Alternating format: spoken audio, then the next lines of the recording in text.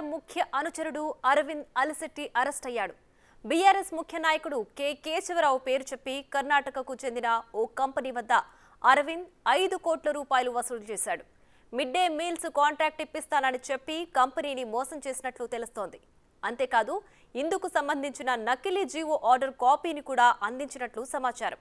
దీంతో తాము మోసపోయామని గ్రహించిన ఆ కంపెనీ సిసిఎస్ పోలీసులకు ఫిర్యాదు చేయడంతో అరవింద్ అలిశెట్టి బండారం బయటపడింది.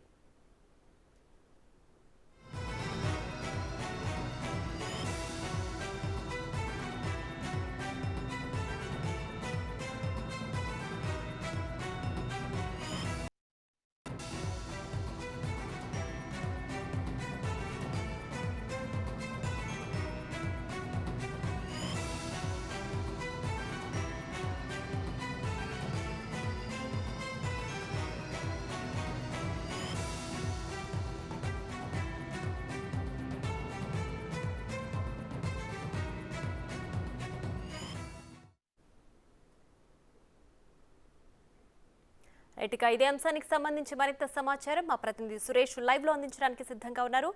సురేష్, చెప్పండి, ఎవరి అరవింద్ అలిశెట్టి, అలాగే ఎప్పటి నుంచి ఈ దందాలు జరుగుతున్నాయి, పూర్తి డీటెయిల్స్ ఏంటి?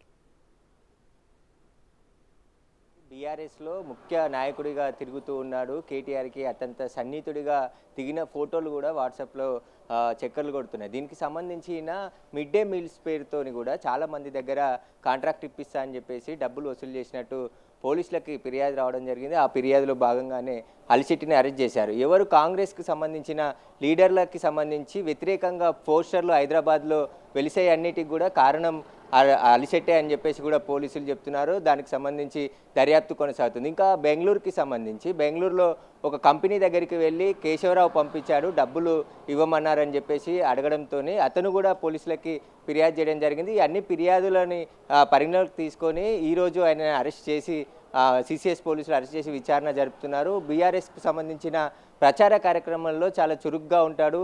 కేటీఆర్కి అత్యంత సన్నిహితంగా ఉండి కేటీఆర్ నేను మనిషిని అని చెప్పేసి కూడా చాలామందిని మోసం చేసినట్టు పోలీసుల దర్యాప్తులో తేలింది. ఇప్పటికీ ఎంతమంది బాధితులు ఉన్నారు అనేది కూడా పూర్తిగా విచారణ జరుపుతున్నారు. చాలామంది మంత్రులకు సంబంధించిన సంతకాలను ఇతను ఫోర్జరీ చేసినట్టు పోలీసులు గుర్తించడం జరిగింది.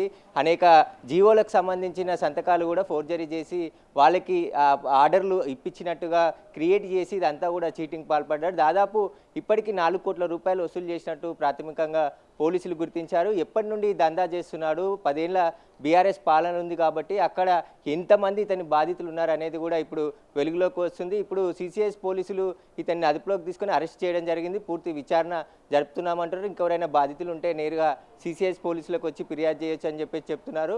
ఈయన బీఆర్ఎస్కి సంబంధించి ముఖ్యంగా ప్రచార వేడుకలలో ముందుంటాడు. సిటీలో బ్యానర్లు వేయడం, ఎవరిదైనా ముఖ్య నాయకులకు సంబంధించి బర్త్డేలు జరిగితే సిటీలో కటౌట్లు పెట్టడం, ఇవన్నీ కూడా ఇతనే చూసుకుంటుంటాడని చెప్పేసి కూడా చెప్తున్నారు. దీనికి సంబంధించి పూర్తి దర్యాప్తు చేస్తుంది. అందులో భాగంగానే బీఆర్ఎస్లో ముఖ్య నాయకుడైన కేటీఆర్కి సంబంధించి మనిషిని అని చెప్పేసి కూడా ఈ మోసాలకు పాల్పడ్డట్టు ఫిర్యాదు చేయడం జరిగింది. అప్పుడు గత గవర్నమెంట్కి సంబంధించి కేటీఆర్ పైన మనిషి కాబట్టి ఫిర్యాదు ఇచ్చినా కూడా పోలీసులు తీసుకోలేదు కాబట్టి ఇప్పుడు మళ్ళీ ఇతను బెంగళూరుకు సంబంధించిన ఒక కంపెనీ దగ్గరికి వెళ్ళి డబ్బులు డిమాండ్ చేయడంతోనే అతనిచ్చిన కంప్లైంట్ మీద ఈరోజు పోలీసులు అయితే అరెస్ట్ చేశారు.